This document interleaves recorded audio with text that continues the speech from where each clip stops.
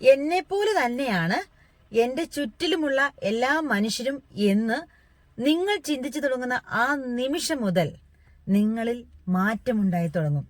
അങ്ങനെ ഒരു മാറ്റം നിങ്ങൾക്കുണ്ടായാൽ അതിന്റെ ഏറ്റവും ഗുണം നിങ്ങൾക്ക് തന്നെയാണ്.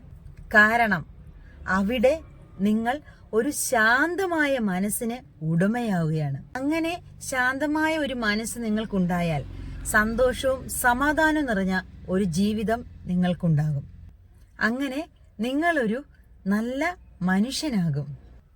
അതിന് ആദ്യം വേണ്ടത് മറ്റുള്ളവരെ സ്നേഹിക്കുക എന്നതാണ്.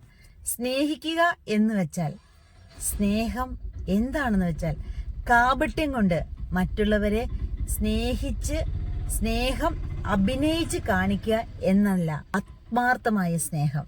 എന്തെങ്കിലും കൊടുത്തിട്ടോ എന്തെങ്കിലും കിട്ടാൻ വേണ്ടിയിട്ടുള്ള സ്നേഹമല്ല. ഒന്നും കാണാതെ, ഒന്നും പ്രതീക്ഷിക്കാതെ, എല്ലാ പോസിറ്റീവും എല്ലാ നെഗറ്റീവും അറിഞ്ഞിട്ടും അത് മനസ്സിലാക്കി നമ്മളെ സ്നേഹിക്കുക എന്നതാണ് യഥാർത്ഥ സ്നേഹം. നമ്മുടെ കൂടെ കാണുക എന്നുള്ളതാണ് യഥാർത്ഥ സ്നേഹം. എല്ലാവർക്കും സുപ്രഭാതം.